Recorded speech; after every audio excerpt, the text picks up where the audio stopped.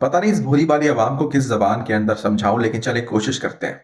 आप सबको अपने अपने घर के अंदर इस महीने का बिजली का बिल तो मौसूल हो गया होगा। ये मैं बात कर रहा हूँ पाकिस्तान की। और उस बिजली के बिल के ऊपर एक क्यूआर कोड लगा होगा जिसमें आपको ये दिखाया जाएगा कि आपके बिजली का बिल कम हो सकता है।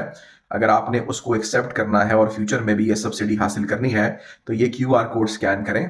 इस क्यूआर कोड की वजह से जो फॉर्म आएगा आपके फ़ोन के ऊपर, इसको फिल करें और ये सब्सिडी इस महीने के बिल में भी लें और आगे आने वाले महीनों के अंदर भी लें। अब इतनी बड़ी मेहरबानी आपके ऊपर क्यों की जा रही है? एक तरफ तो दुनिया के अंदर महंगाई बढ़ रही है, दूसरी तरफ आपको पेट्रोल नहीं मिल रहा है इतनी आसानी से, और तीसरी तरफ आप देख रहे हो कि इतनी बड़ी मेहरबानी 100 से 200 यूनिट मुफ्त दे रहे हैं आपको सिर्फ एक फॉर्म फिल करने की वजह से। अगर आप अपने जहन पर जोर डालें तो तीन ऐसे मकासद हैं जिसको मुकम्मल किया जा रहा है मेरी नज़र में। आपको शायद समझ नहीं आए, फिर भी समझाऊंगा आपको ज़बरदस्ती।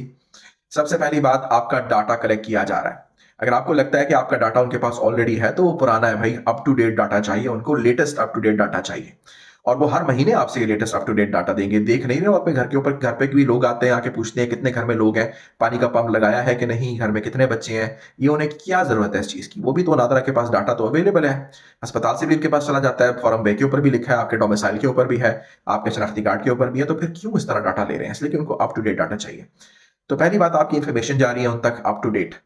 दूसरा जो मकसद है वो ये कि आपको आदी दिलाया कर किया जा रहा है क्यूआर कोड का। अब आप अगर क्यूआर कोड इस्तेमाल करने के आदी हो, आप बर्गर बच्चे हो, तो इसका मतलब ये नहीं है कि बाकी सारे पाकिस्तानी बर्गर बॉयज हैं और उनको भी क्यूआर कोड इस्तेमाल करने की आदत है या उनको पता है कि कैसे इस्तेमाल करना है।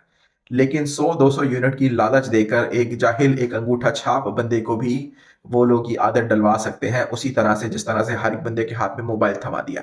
यहाँ पर मैं किसी अंगूठा छाप की बेइज्जती नहीं कर रहा। यहाँ पे आपको सिर्फ ये पॉइंट ऑफ व्यू समझा रहा हूँ कि किस तरह से उनको चाहिए कि हर एक बंदा आप में से क्यूआर कोड को स्कैन करने वाला हो, सीखने वाला हो और फॉर्म फिल करने वाला हो, या फिर किसी से फिल करवाने वाला हो। बेसिकली डिजिटल आपको वर्ल्ड के अंदर लेकर आ रहे हैं ताकि पेपर खत्म कर दिया जाए।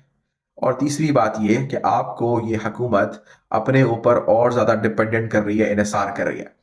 आप लोग 100-200 यूनिट के लिए अभी बिक रहे हो, आगे आप लोग थोड़े से राशन के लिए बिकोगे। उसके बाद आगे आप अपनी करेंसी, जो आपकी बैंक अकाउंट में करेंसी को फ्रीज कर दिया जाएगा, उसको छुड़वाने के लिए आप गिड़गिड़ाओगे। उसके बाद आपने कोई भी फैसिलिटी हुकूमत की लेनी है, चाहे वो गवर्नमेंट का अस्पताल है, चाहे आपके बच्चों का गवर्नमेंट का स्कूल का एडमिशन है, आपको इनके ऊपर इन्हिसार करना पड़ेगा, डिजिटल वर्ल्ड के अंदर आना पड़ेगा। अगर आप कागज के फॉर्म फिल करोगे, कोई आपको एडमिशन नहीं देगा, कोई आपको आपके पैसों का एक्सेस नहीं देगा। इसी तरह से ये अपने एजेंडा 2030 के गोल्स को कंप्लीट करेंगे। ये सारे छोटे छोटे पीसेस ऑफ द पजल है। जैसे आप एक पजल को बनाते हो तो पजल के छोटे छोटे टुकड़े होते हैं, उससे बन बन के वो पजल जो है पूरी एक तस्वीर बनती है। इसी तरह आपके साथ भी किया जा रहा है। खैर, इतना बड़ा लेक्चर आपको दे दिया है, गुजरा तो आपके सर के ऊपर से ऐसे होगा, लेकिन फिर भी चले, मेरे पास थोड़ा सा फायर टाइम था, मैंने कहा आपका टाइम भी जाया कर दूं।